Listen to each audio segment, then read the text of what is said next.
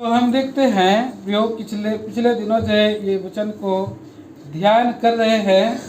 ये हमारा मोटो card promise है, प्रतिज्ञा है कि प्रभु प्रॉमिस किया है, प्रतिज्ञा किया है, वायदा किया है। वो कहता है कि मेरे पिता के घर में मैं जा रहा हूँ, जगह तैयार करने के लिए मैं जा रहा हूँ और जगह तैयार करने के लिए जा रहा हूँ। और 3 वचन में प्रभु ने एक आशा दिया है कि मैं जाऊंगा और आकर तुम्हें ले जाऊंगा, जहां मैं रहूंगा वहां तुम भी रहोगे। और प्रभु जब गया तो आखिरी रात उन्होंने मेज खाई, मेज तैयारी के लिए मेज लगाई। और उस ऊपरी ठीक कोठरी में जब मेज लगाया गया, मेज में प्रभु ने रोटी को लेकर के दिया, अपना देह के साथ तुलना किया और कहा कि ये मेरी देह है, तोड़ करके दिया। प्रभु यीशु मसीह अर्थात हमारे लिए तोड़ा गया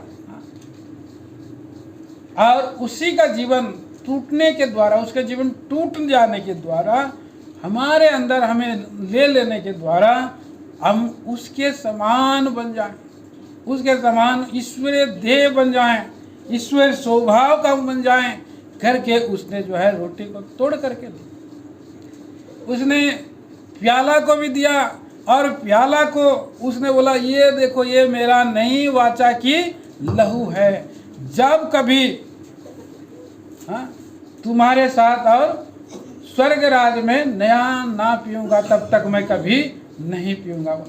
और ये मेरा नई वाचा की लहू है, मतलब प्रभु यीशु मसीह ने अपना लहू के द्वारा हमें शुद्ध किया। आराधना का वचन में देखा कि यीशु मसीह का लहू सब पापों को धोने में धर्मी और विश्वास योग्य है।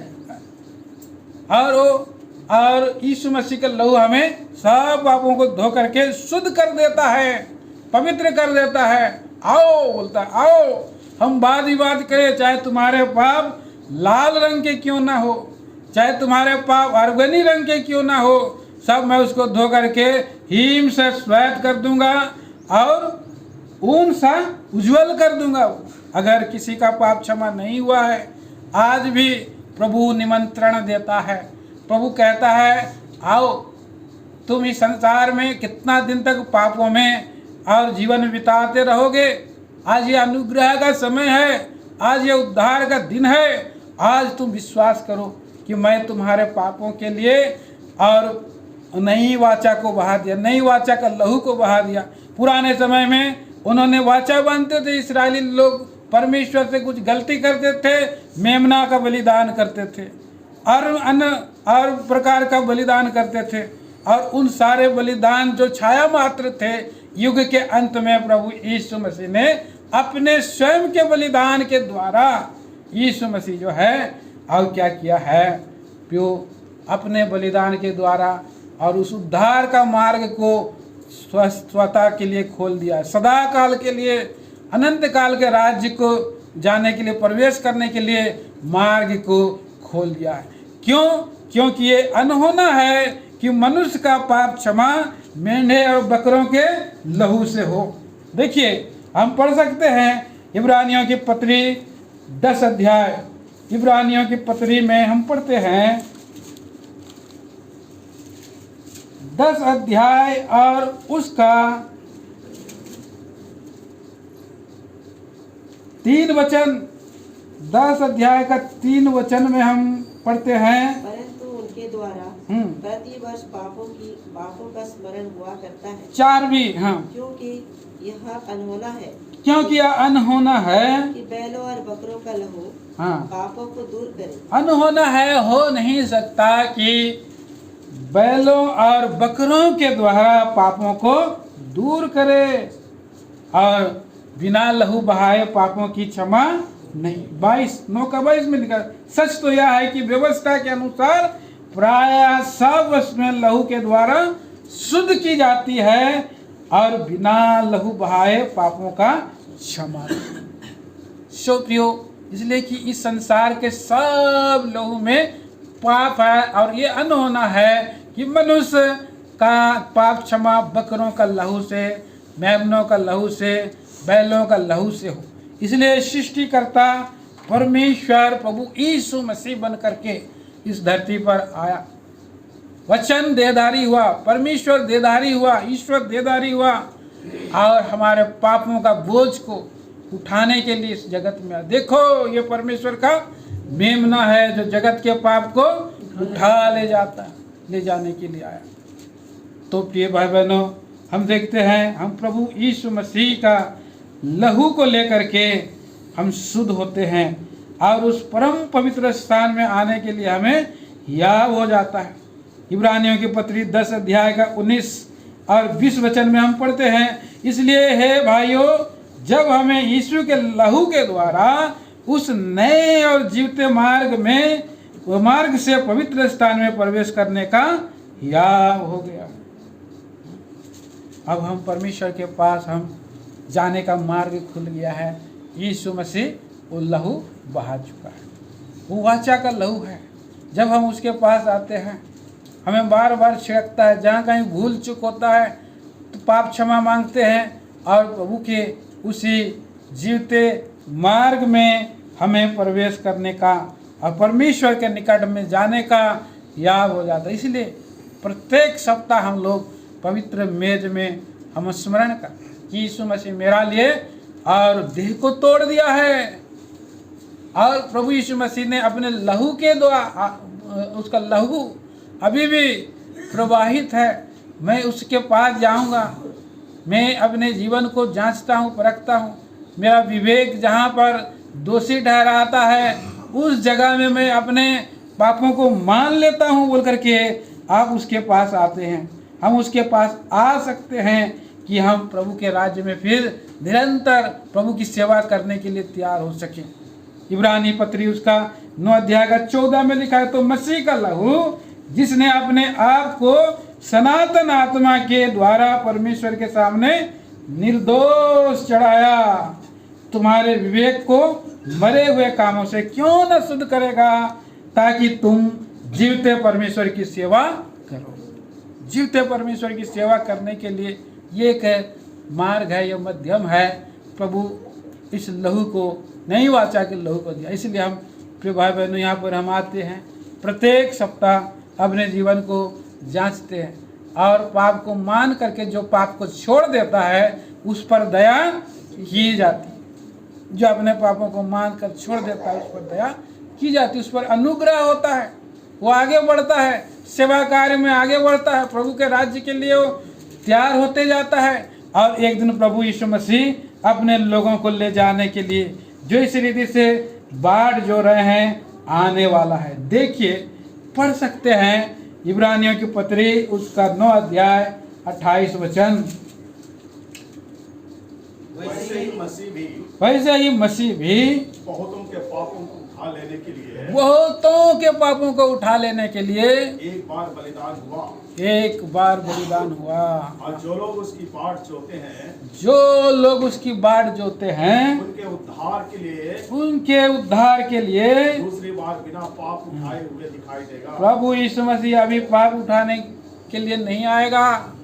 अभी प्रभु यीशु मसीह महिमा सहित आएगा, मध्य आकाश में आएगा, दूतों के साथ आएगा।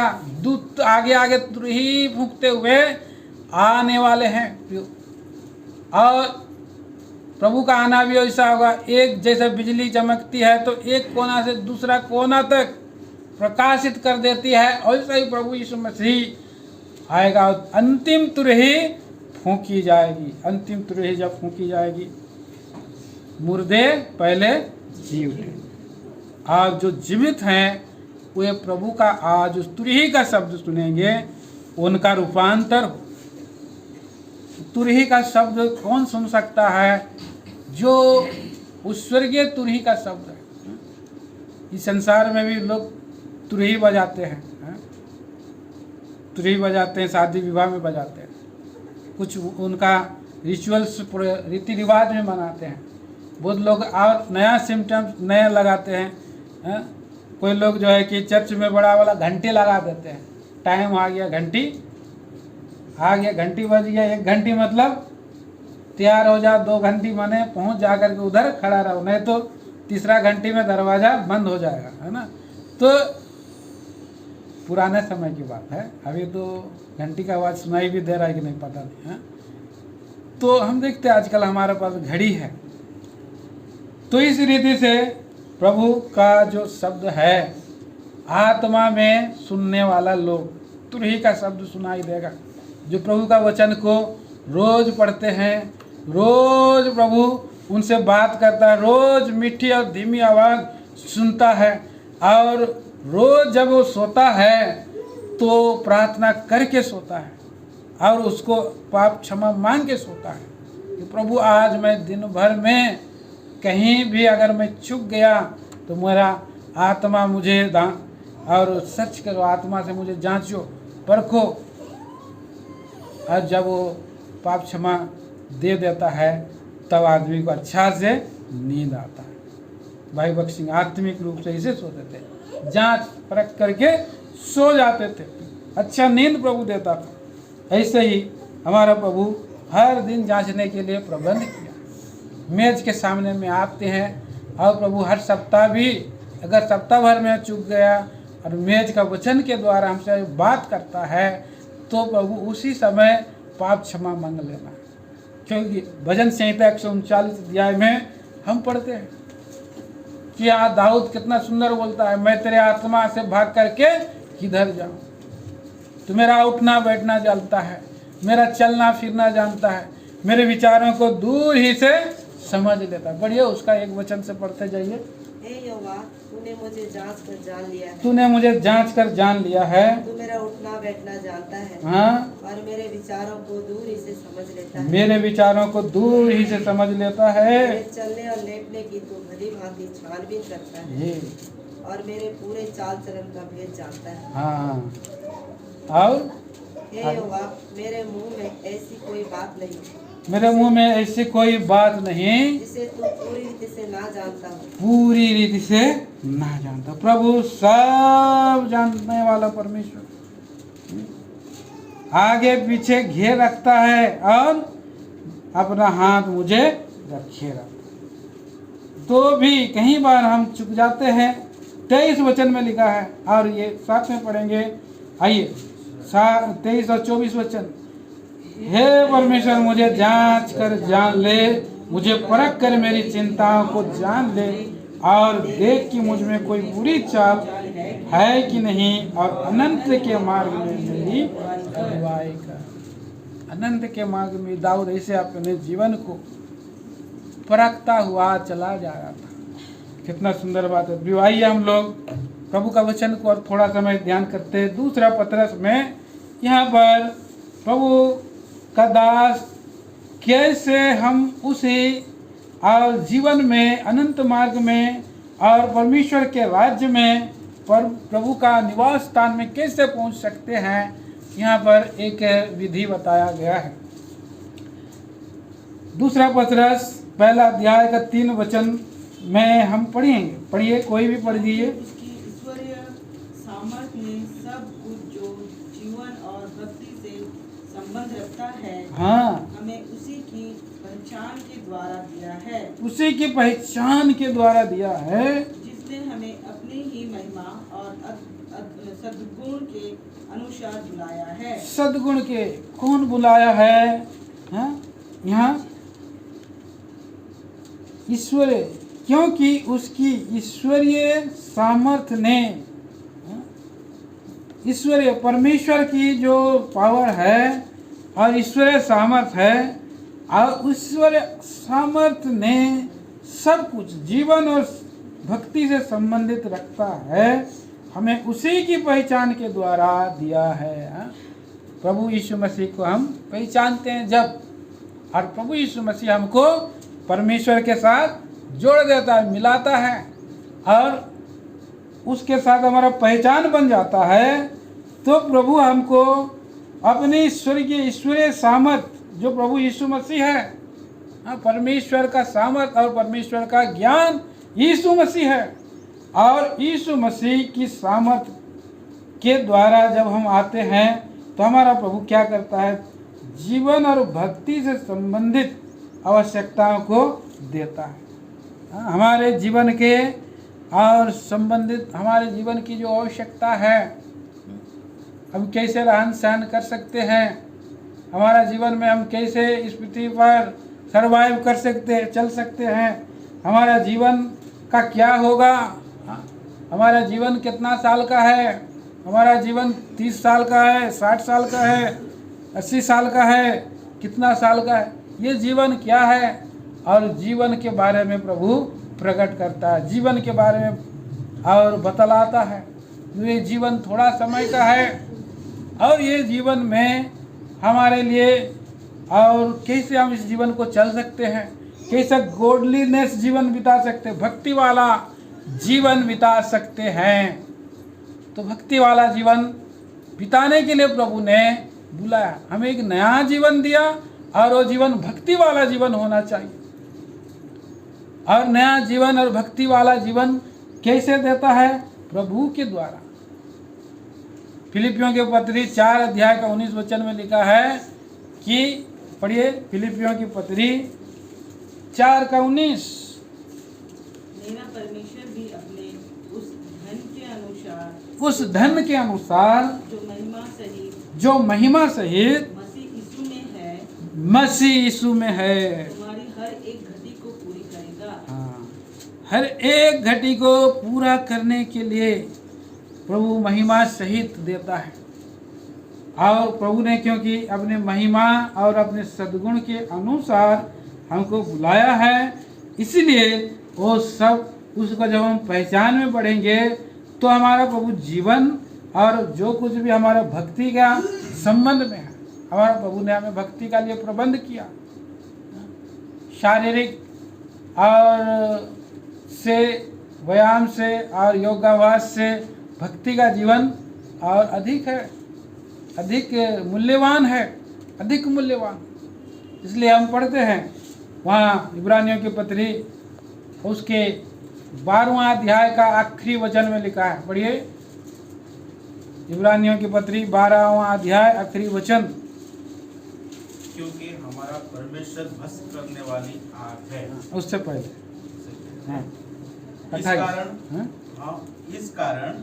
कारण हम इस राज्य को पाकर जो हिलने का नहीं कृतज्ञ हो और भक्ति और भय सहित परमेश्वर की ऐसी आराधना करें जिससे वह प्रसन्न होता है। परमेश्वर की कैसी आराधना करना, भय और भक्ति के साथ, भय भक्ति के साथ आराधना करने के लिए प्रभु में जब हम आगे बढ़ते हैं, हम कि उसके पहचान में हम बढ़ते हैं और प्रभु के सद्गुण के अनुसार जो हमें उसने बुलाया है। तो प्रभु ने हमें बुलाया है और प्रभु ने क्या किया है, 4 वचन पढ़ेंगे। आइए, 2 पत्रस 1 अध्याय 4 वचन, जिनके द्वारा उसने हमें बहुमूल्य और बहुत ही बड़ी प्रतिज्ञाएं दी है। हाँ, ताकि इनके द्वारा तुम उस सड़ाहट से छूटकर जो संसार में बुरी अभिलाषाओं से होती है, ईश्वरीय स्वभाव के सहभागी हो जाओ। हाँ प्रिय भाई बहनों, यहाँ पर हम देखते हैं कि जिनके द्वारा उसने हमें बहुमूल्य और बहुत ही बड़ी प्रतिज्ञाएं दी है। हाँ? अभी हमारा प्रभु ने क्या प्रतिज्ञा किया, सबसे बड़ी अभी हम देखते हैं मूल्य प्रतिज्ञा। हम पढ़ते हैं कि यूहन्ना सुसमाचार 14 अध्याय 2 और 3 वचन, मैं तुम्हारे लिए पिता के पास जा रहा हूँ, राज्य करने और घर तैयार करने के लिए आऊँगा और आकर के तुमको ले जाऊँ। ये बहुत बड़ी प्रतिज्ञा, इसके अंदर में बहुत सारी वस्तुएं हैं जो उस जगह को तैयार कर रहा है। वो परमेश्वर यहाँ पर हमको न केवल उद्धार दिया, हाँ, उद्धार जब हम यीशु मसीह पर विश्वास करते तो उद्धार मिलता है, उद्धार के साथ पाप क्षमा मिलता है और हमें पापों से छुटकारा मिलता है, और छुटकारा मिलने के साथ हमें जो है और ईश्वरीय स्वभाव में हम भागी होते हैं, उस स्वभाव में भागी होते हैं और अनंत जीवन हम पा जाते हैं। अनंत जीवन को ही नहीं दिया है और अनंत काल का राज दिया है। और अनंत काल का राज के लिए बुलाया नहीं, परंतु उसकी अनंत काल के राज्य में किसी कोने में रहने के लिए नहीं, परंतु उसका अधिकारी होने के लिए। किस लिए? कि जो उससे प्रेम करते हैं सब बातें जो आँख ने नहीं देखा, कान ने नहीं सुना और मनुष्य के चित्त पर नहीं चढ़ी, ऐसी वस्तुओं को परमेश्वर से प्रेम रखने वालों के लिए तैयार किया है। प्रभु ने तैयार कर दिया। ये एक प्रतिज्ञा है। तो सब प्रभु आपको प्रेम करने वालों के लिए देगा और दे दिया है, रिजर्व हो गया है, जो प्रेम करते जाते हैं। जो ऐसा प्रभु हमारे लिए बड़ी प्रतिज्ञाएं दिया है। और हमारा प्रभु उस सब बड़ी प्रतिज्ञाओं को जब हम ध्यान करते हैं तो क्या होता है? 4 वचन में लिखा है, ताकि इनके द्वारा तुम उस सड़ाहट से छूटकर, जब वो ऊपर से इतना बड़ा आशा दिया है तो हमें क्या करता है? आशा हमें उसमें वर्क करने के लिए सहायता करता है। कोई वस्तु को हम देखते हैं, उस पर आशा रखते हैं और उसके पीछे हम लोग क्या करते हैं? उसको पाना चाहते हैं। पाने के लिए वर्क करना पड़ता है, काम करना पड़ता है। और हम पा के रहेंगे बोल करके हमारे अंदर में एक विश्वास भी आ जाता है। और क्यों? उस चीज़ को जिसका जहाँ पर विश्वास होता है और वो काम सफल होता है। ये काम जो है कि विश्वास के बिना नहीं हो सकता, इसलिए आशा आता है और उसमें विश्वास भी आता है। और विश्वास के साथ, आशा के साथ जब हम निकलते हैं तो क्या होता है? पीछे में जो खींचने वाली कुछ सड़ाहट है, दलदल है, वो सड़ाहट पाप का दलदल है। लिखा है कि ताकि इनके द्वारा तुम उस सड़ाहट से छूटकर जो संसार की बुरी अभिलाषाओं से होती है। हमें बुरी अभिलाषाओं को पहले काटना पड़ता है। बुरी अभिलाषाओं से जैसे हम बचना चाहते हैं, संसारिक बुरी अभिलाषाओं से, और उस सड़ाहट से हम छूटना चालू होते हैं। हमारे बुरे गुण चले जाते हैं, अंधकार के गुण धीरे धीरे धीरे धीरे किसी का चलता है। कोई एक पाप को छोड़ने के लिए 6 महीना लगा देता है, हाँ? कोई उसका जो है प्रभु की अनुग्रह होता है, 1 दिन में चला जाता है। लेकिन और भी छोटे मोटे बहुत सा पाप रहता है और सब ईर्ष्या, डाक, क्लेश, हाँ? ये बुरी जो आत्मा के अंदर में भी जो है पाप रहता है। प्रभु का वचन में अब देखिए लिखा है, 2 कुरिन्थियों की पत्री 7 अध्याय का 1 वचन पढ़िए।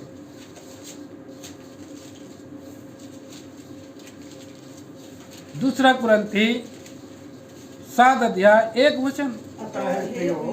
हाँ, जबकि ये प्रतिज्ञा हमें मिली है, ये प्रतिज्ञा हमें मिली है। हाँ, हाँ, तो आओ हम अपने आप को शरीर और आत्मा की सब मलिनता से शुद्ध करें। सब मलिनता से शुद्ध करने के लिए आह्वान करा है। हाँ, और परमेश्वर का भय रखते हुए पवित्रता को सिद्ध करें। हाँ, शरीर का भी और प्राण और आत्मा का।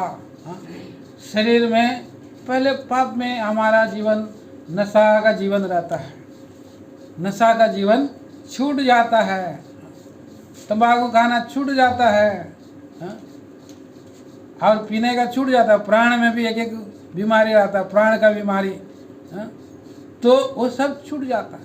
पहले गंदे मैले थे, अभी नया वस्त्र बहुत दिया। लोगों के साथ, धर्मी लोगों के साथ चलने से उसका व्यवहार भी चेंज हो जाता है, शब्दों का भाषा भी चेंज हो जाता है, पहनावा भी वो चेंज हो जाता है, वस्त्र पहनना भी चेंज हो जाता है। मनुष्य का जीवन में शारीरिक परिवर्तन आता है। नया प्रभु का दिन में उद्धार का वस्त्र, अभी हमने उद्धार का वस्त्र के बारे में हम देखा, और प्रभु हमें उस वस्त्र को अपने शरीर में दिखाई देता है। और उसके बाद प्राण का जो आदत है और जिसको हम नशा कह सकते हैं, वो छूट जाता है। फिर आत्मा में कई बार जो है ईर्ष्या, डाक, क्लेश रहता है, विरोध रहता है, और उस सब भी क्या हो जाता है? उस सब को भी छुटकारा आ जाता है। प्रतिज्ञा हमें प्रभु ने दिया है, और इसलिए जब वो सब छूट जाता है तो क्या हो जाता है, संसार का बुरी और स्वभाव छूट जाकर बुरी अभिलाषाओं से जो होती है वो सब छूटता है, तो एक व्यक्ति क्या बन जाता है, ईश्वरीय स्वभाव का संभागी हो जाता है। क्राइस्ट लाइकनेस मतलब प्रभु यीशु मसीह का स्वभाव का वो होते जाता है। प्रभु का मेज हमें इसलिए हमें लेकर के आया है, मेज के सामने में मैं जैसा पवित्र प्रेम करता हूँ वैसा तुम भी पवित्र निष्कपट प्रेम करो बोल करके सिखाता है, उसको नया मनुष्य बनाता है। पढ़िए आप रोमियो की पत्री 8 अध्याय 29 वचन।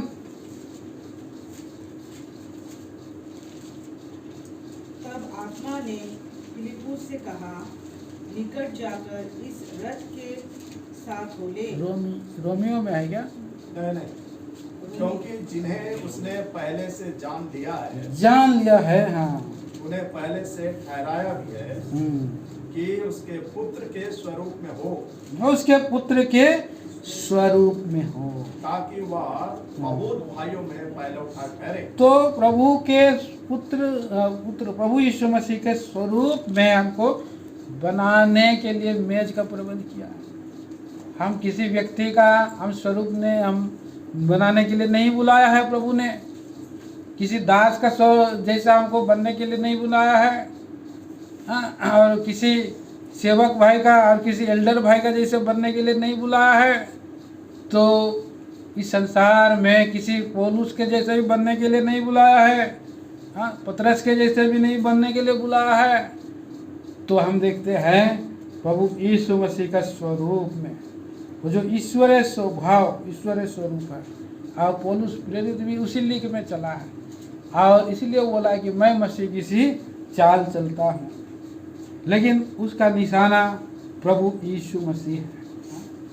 ईश्वरीय स्वभाव उसका पास है, अंदर से बाहर से वो दिखता है वो अलग है, बाहर का शरीर अलग है, लेकिन अंदर से पुराना मनुष्य जो है मरते जाता है और नया मनुष्य आते जाता है। 2 कुरिन्थी 4 अध्याय देखिए, पढ़िए 2 कुरिन्थियों की पत्री 4 अध्याय और उसका 16 वचन। इसलिए हम याव नहीं छोड़ना है, हाँ, यद्यपि हमारा बाहरी मनुष्यत्व नष्ट होता जाता है, तो भी हमारा भीतरी मनुष्यता दिन प्रतिदिन नया होता जाता है। दिन प्रतिदिन नया होगा, हाँ, नया होने वाला जीवन है। तो नया जब होता है, नया चीज पुराना चीज जाए कि निकालते हैं तो थोड़ा कष्ट होगा। जैसे अभी एक सांप का रहता है, सांप का पुराना जो है निकल जाता है चमड़ा, फिर वो भाग जाता है तो नया, हाँ, नया जैसे चमकता है। फिर हम सांप का जैसे नहीं बनना, हमको कैसा उकाब का, बाइबल में लिखा है कि उकाब का पक्षी और जब बूढ़ा हो जाता है तो मरने वाला होता है। अब ये वचन में हम पढ़ते हैं फिर कहाँ पर, यशायाह नबी की किताब 40 अध्याय और पढ़िए उसका 40 के 31। परंतु जो यहोवा की बाट जोते हैं वे नया बल प्राप्त करते जाएंगे, वे उकाबों के समान उड़ेंगे, हाँ, दौड़ेंगे और श्रमित ना होंगे, चलेंगे और थकित ना होंगे। पुराना जीवन बूढ़ा उकाब है, लेकिन जो बूढ़ा उकाब भी पुराना शरीर जो चल नहीं सकता है, वो प्रभु की बाट जोते रहेगा, धीरज धरे रहेगा, और तब प्रभु उसको नया जीवन देता है। पहले वो बोलता है प्रभु ये पुराना जीवन में चल नहीं पा रहा हूँ, मेरा पंख ज़्यादा समय इतना भारी हो गए, पंख बढ़ गए, अरे उड़ नहीं सक रहा हूँ, मेरा जो ये क्या बोलता है चोंच भी पूरा थोता हो गया है, पकड़ नहीं पा रहा हूँ। ये जो पंजे है वो भी और फड़ने नहीं सकता है, क्या होगा वो? और कोई भी मुझे मार सकता है, कोई भी मुझको मारे इससे पहले प्रभु आप मुझे शक्ति दो तो मैं जिंदा रहूँगा, अगर शक्ति नहीं देना तो ठीक है मैं मरने के लिए तैयार हूँ बोल के बहुत बड़ा गुफा आकाश के उस पहाड़ की गुफा में जाके पड़े रहता हुआ और चट्टान में अपना शरीर को क्या करता है, लहूलुहान करता है, एक एक पंख को निकालता है, उसका चोंच को भी पत्थर में मार मार के उसको फाड़ देता है, उसका पंख और उसका जो कुछ भी उसका पाँव का है वो सब भी निकाल देता है, फिर पड़े रहता है, ऐसे पड़े रहता है। और कितना दुख होता होगा उस समय, वो मरने की जे पूरा एकदम मर ही गया टाइप का सोचिए। और इसलिए हम लोग भी प्रभु में मर जाना है। प्रभु का वचन में यहाँ पर क्या लिखा है देखिए, 2 कुरिन्थी 4 अध्याय और 14 वचन। क्योंकि हम जानते हैं कि जिसने प्रभु यीशु को जिलाया वही हमें भी यीशु में भागी जानकर जिलाएगा। हाँ, वही हमें भी यीशु में और तुम्हारे साथ अपने सामने उपस्थित करेगा। हाँ, मसीह प्रभु ऐसे ही मर गया। प्रभु यीशु मसीह मरा तो प्रभु मसीह में भी आप अगर मर जाएंगे, यीशु मसीह में संसार के लिए मर जाएंगे, अपने अभिलाषाओं के लिए मर जाएंगे, और अपने लालच के लिए मर जाएंगे, अपने ईर्ष्या और घमंड के लिए मर जाएंगे, तो प्रभु क्या देगा? नया जीवन देगा, आत्मिक जीवन देगा, जहाँ प्रेम होगा, जहाँ धीरज होगा, कृपा होगा, संयम होगा, भलाई होगा, नम्रता होगा। ये जीवन देना चाहता है प्रभु, इसलिए पुराना जीवन को काटना चाहता है, पुराना जीवन को, सड़ाहट वाला जीवन को निकाल देना चाहता है। इसलिए प्रभु की ओर से वो मिलता है, प्रभु की बाढ़ जोने से मिलता है। प्रभु मेरा नहीं आपका इच्छा मैं पूरा कर सकूं बोल करके मैं मर जाता, आप कि मैं बाढ़ जोता हूँ, ऐसा वो अगर जीवन बिताता है, ऐसा अगर इच्छा में चलता है, तो पल भर का हल्का सा क्लेश अनंत महिमा उत्पन्न करेगा। वो पुराना बाहरी मनुष्य नष्ट हो जाएगा और भीतरी मनुष्य दिन प्रतिदिन नया होता जाएगा। कितना सुंदर बात है। तो यहाँ पर हम इब्रानियों में हम पहला पत्र में वही देखते हैं, कैसा सड़ाहट से छूट सकते हैं जो संसार और बुरी अभिलाषाओं से होती है, ईश्वरीय स्वभाव के संभागी हो जाए। इस कारण बोला, कारण बता रहा है 5 वचन, क्या होती है बोलिए? इसी कारण तुम सब प्रकार का यत्न करके, सब प्रकार का यत्न करके अपने विश्वास पर सद्गुण, विश्वास कर रहे हैं उसमें सद्गुण डालिए। हाँ, और सद्गुण पर समझ। कई बार हम लोग विश्वास करते हैं, लेकिन विश्वास में हमारा कोई सद्गुण नहीं होता। विश्वास तो हमारा परमेश्वर के पास है, लेकिन विश्वास कैसा होना चाहिए? सद्गुण होना चाहिए, उसमें अच्छे गुण वाला विश्वास होना चाहिए। शैतान में विश्वास, शैतान भी विश्वास करता है, लेकिन क्या शैतान के में अच्छे गुण हैं, सद्गुण हैं? शैतान तो हमेशा और परमेश्वर का सामने में वो दंडवत भी कर, थरथराता भी है, लेकिन वो हमेशा दूसरों का हानि करने के लिए सोचता रहता है। किसका हानि करें? तो वो सद्गुण नहीं है, वो दुर्गुण है। तो इसलिए पवित्र शास्त्र बाइबल में कितने सारे संत लोग हैं जो उनके जीवन में सद्गुण वाला जीवन पाता है। वो हमेशा जो सद्गुण होता है, अपने आप को प्रसन्न नहीं करता है, अपना जीवन को खुश नहीं करता है। वो क्या करता है? मेरे द्वारा दूसरों को ज़्यादा फायदा होना चाहिए, दूसरों को लाभ होना चाहिए। एक सद्गुण भली स्त्री कौन पा सकता है? बाइबल में लिखा नीति वचन 30 अध्याय में, अब बाद में पढ़ लीजिए। तो वहाँ पर कितना भली स्त्री का कितना सारा गुण 31 अध्याय में लिखा। और रूथ के बारे में पढ़ सकते हैं, रूथ की पुस्तक में, कि उसके बारे में गवाही दिया गया कि बोआज ने बोला कि ये सचमुच में इस नगर की भली स्त्री है, क्योंकि ये उसके एक सासू विधवा है और उसका यहाँ पर बेतलेहम गांव में आई है, पता नहीं उसका जमीन है कि भी नहीं है, लेकिन वो पाने की इच्छा में नहीं आई है, लेकिन उसके सास को सेवा करके खर्च हो जाने की इच्छा में वो जा रही है, आई है। और उसने सुबह उठ करके बोने के लिए, लाने के लिए चली गई, काटने के लिए चली गई।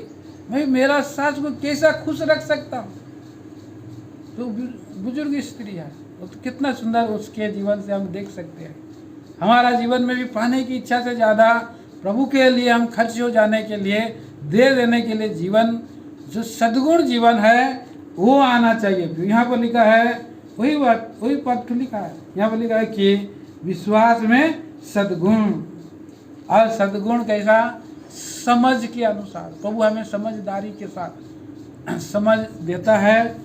समझ के बाद आगे हम पढ़ सकते हैं, और समझ पर संयम, और संयम पर धीरज, हाँ, धीरज पर भक्ति। हाँ, तो इस रीति से यहाँ एक ईश्वरीय स्वभाव में कैसे वृद्धि हो सकती है। विश्वास करना है, भले काम को पहला स्थान देना है, दूसरों की भलाई ज़्यादा हो, जैसे वहाँ हम देखते हैं रूथ का है। और समझ, प्रभु का वचन को जब हम पढ़ते हैं तो पवित्र आत्मा प्रभु हमको समझदारी देता है, समझ का आत्मा देता है। प्रभु मुझे समझ दो, नीति वचन में और लिखा है। नीति वचन की पुस्तक, वहाँ पर हम पढ़ सकते हैं 2 अध्याय 2 और 3 वचन पढ़िए, नॉलेज कैसे मिलता है। हाँ, और बुद्धि की बात ध्यान से सुनो। ध्यान से, बुद्धि प्रभु का वचन है, ध्यान से सुना। हाँ, और समझ की बात मन लगाकर सोचे, और उसको सोचने से, हाँ, और प्रवीणता और समझ के लिए अति यत्न से पुकारे, और प्रार्थना भी करना है।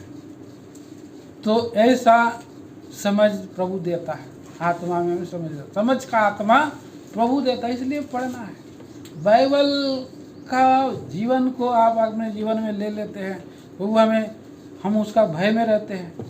जब हम परमेश्वर का भय मानते हैं, यहोवा का भय मानना बुद्धि का मूल है।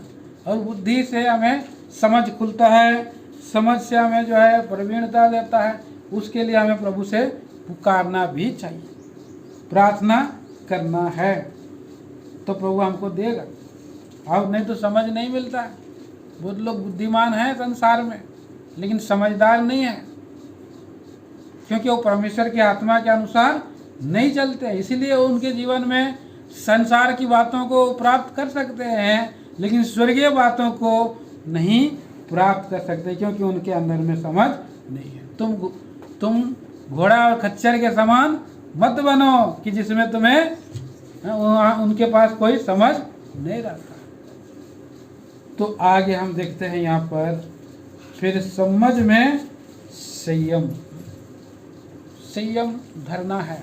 कई बार संयम हम नहीं धरते। संयम भविष्य शास्त्र में भी कहते हैं, कोई भी चीज़ को, और खाने के वस्तु है उधर, तो हम लोग बहुत लोग संयम जो है करना है उसको। क्यों? सब लोग इधर, सब लोग बैठ जाएगा, सब लोग बांटेंगे, सब लोग प्रार्थना करेंगे, उसके बाद जाके खाना है कि नहीं। तब तक संयम धरे रहना है। एक आदमी को जैसे खाना दे दिया, मतलब खाना चालू हो जाता है कि नहीं। लेकिन मंडली में सब लोग को बांट लेने के बाद आखिरी में, ऐसे ही एक उदाहरण है। और भी बहुत सी बातों में प्रभु हमें जो है संयम बरतने के लिए बोलता है। आत्मिक विषय, हमारे लालच भी आता है, आँखों से बहुत सा लालच आता है, जिसके कारण हम लोग पाप में गिर जाते हैं, जवान लोग पाप में गिर जाते हैं। इसलिए उनको भी संयम की ज़रूरत है, संयम भी ज़रूरत है। अब धीरज की ज़रूरत है। धीरज कैसे? धीरज से बाट जो रहा है, उका को पक्षी जब तक नया जीवन जो है कि उसके अंदर अभी नहीं आया वहाँ पर रहा। फिर उसके बाद क्या लिखा है, धीरज के बाद भक्ति, भक्ति भक्ति पर भाईचारे की प्रीति। धीरज धर के भक्ति करके और भक्ति करने के बाद भाईचारे की प्रीति जरूरी है। ये जो है चैरिटी है, ये स्वर्गीय प्यार है, स्वर्गीय प्रेम है। भाईचारे के जो प्रेम है स्वर्गीय प्रेम, निस्वार्थ प्रेम का जो एक भाग है ये भाईचारे की प्रीति। भाईचारे की प्रीति पर प्रेम बढ़ाते जाओ, 7 वचन है ना। पर भाईचारे की प्रीति ऐसा करते रहने से क्या होगा, 8 वचन पढ़िए। क्योंकि यदि ये बातें तुम में वर्तमान रहे और बढ़ती जाए तो तुम्हें हमारे प्रभु यीशु मसीह की पहचान में निकम्मे और निष्फल ना होने देगी। हाँ, निष्फल और क्योंकि बस यहाँ पर निकम्मे और निष्फल। तो ये जो है हमारा निष्फल जीवन बहुत सा भाई बहनों का, मसीही भाई बहनों के जीवन में निष्फल जीवन नहीं रहना है।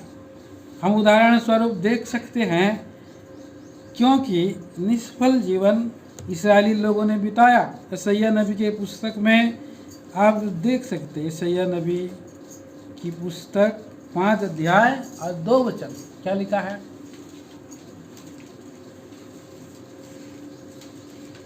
उसने उसकी मिट्टी खोदी और उसके पत्थर बीन कर उसमें उत्तम जाति की एक दाखलता लगाई। उसके बीच में उसने एक गुम्मट बनाया और दाख रस के लिए एक कुंड भी खोदा। तब उसने दाख की आशा की परंतु उसमें निकम्मी दाखें ही लगी। निकम्मी, यहाँ पर निकम्मी दाखें लगी, मतलब उस दाख में और कुछ रस नहीं है। मसीही जीवन भी ऐसा हो सकता है, नीरस हो सकता है, कोई रस नहीं हो सकता। मसीह में तो है लेकिन मसीह का रस नहीं है। उस अंगूर में अंगूर तो है लेकिन अंगूर है पूरा सूखा हुआ है, खाने से कोई मीठा भी नहीं लग रहा। मसीह का जीवन मीठा जीवन है, बहुत लोगों को मीठा कर देता है, परमेश्वर को भी मीठा कर देता है। निकम्मा जीवन ना रहे, इसके लिए प्रभु हमें दया करे हमारा जीवन में और नीरस और निकम्मा ना रहे। एक बार इस दाख की बारी में और अंजीर का पेड़ में, दाख और अंजीर का पेड़ में गया अंजीर ढूंढने के लिए, लेकिन अंजीर नहीं मिला। तो गुस्सा आ गया, किसान को गुस्सा आ गया, किसान का मालिक को गुस्सा आ गया ना, मैं इसको अभी काट दूंगा अभी। तो उसका माली ने फिर प्रार्थना किया, बोला नहीं रहने दो, अभी रहने दो, इस साल उसको मौका दे दो, आगे को फले तो ठीक, नहीं तो इसको काट डालो। अंजीर का पेड़ को, उसका निष्फल जीवन था। अंजीर का पेड़ हमारे लिए है, हम भी अंजीर का पेड़ के समान है हमारे जीवन में। हमारा प्रभु ने हमें इसीलिए चुना है। हमारे जीवन प्रभु ने निष्फल और निकम्मा नहीं बना। निकम्मा कैसा है? हमारा प्रभु यीशु मसीह स्वर्गीय, हमारा पिता स्वर्गीय किसान है, प्रभु यीशु मसीह दाख लता, दाख लता में हमें ले आया। हम लोग क्या थे? झाड़ बैरी थे। प्रभु का वचन में हम देखते हैं कि झाड़ बेरी कभी भी मीठा अंगूर नहीं बन सकता है, लेकिन हम जैसे झाड़ बेरी कांटा जीवन, लोगों को टोंचने पहुँचने का जीवन, खींचने का जीवन, ये जो है, और उसके सामने में जाएंगे तो कपड़ा में लटक जाता है, झाड़ बेरी लटक जाता है। लेकिन आप जाएंगे अंजीर का पेड़ हो गया या और अंगूर का पेड़ के सामने कितना सुगंध आएगा, खाने से पहले सूंघने से ही मीठा मीठा लगेगा। तो ऐसा जीवन प्रभु मीठा मीठा आपके निकट में आने से ही लोग महसूस करना है कि इसका जीवन मीठा जीवन है। इसके साथ मैं बात करना चाहता हूँ इस समय और संगति करना चाहता हूँ, आनंद लेना चाहता हूँ, इसके साथ मैं कहीं जाना चाहता हूँ। तो ऐसा जीवन एक मसीही जीवन हमारा हो सके, भाईचारे के प्रेम के ऊपर में प्रेम बढ़ाने के द्वारा ऐसा जीवन हो सके, ताकि लोग जब आपकी बातों को सुने तो आपसे दूर ना भागे, लेकिन आपके निकट में आ जाए, हमारे निकट में आ जाए। तो प्रियो, ऐसा जीवन के द्वारा से मसीह का ईश्वरीय स्वभाव हमारा जीवन हो सकता है। तो आइए हम लोग जीवन को, अपने आप को सर्च करें, जांचें कि हमारा जीवन में कहीं ऐसा तो नहीं है, हम निकम्मे और निष्फल तो नहीं है। अगर है तो और हम सोच रहे हैं कि हम लोग मसीह में हैं, तो हम गलत हैं प्रियो। यहाँ पर 9 वचन में क्या बोल रहा है? क्योंकि जिसमें ये बातें नहीं वह आधा है, वह अंधा है, हाँ, और धुंधला देखता है, हाँ, और अपने पिछले पापों से धुलकर शुद्ध होने को भूल बैठा है। तो आइए, प्रभु का वचन हमें बताता है, इस कारण है भाइयों, अपने बुलाए जाने और चुन लिए जाने को सिद्ध करने का भली भांति प्रयत्न करते जाओ, क्योंकि ऐसा करोगे तो कभी भी तुम ठोकर ना खाओगे। और परमेश्वर के और इसी रीति 11 वचन आइए साथ में पढ़ते हैं। आइए, इस रीति से तुम हमारे प्रभु और उद्धार करता यीशु मसीह के अनंत राज्य में बड़े आदर के साथ प्रवेश करें, बड़े आदर के साथ प्रभु लेने के लिए। एक बार आ गया प्रभु पापों को उठाने के लिए। अब इस संसार में अभी तक कहीं पर भी हमारे जीवन में पाप है, आत्मा में, शरीर में या प्राण में, और उस समय मलिनता को शुद्ध करने के लिए पवित्र रक्त की धारा जारी है। पवित्र रक्त की धारा जारी है। अपने आप को ठीक करिए, जांचेंगे, परखेंगे, तो आप जांचते और परखते हुए इस मेज में हमें जो है हिस्सा ले सके।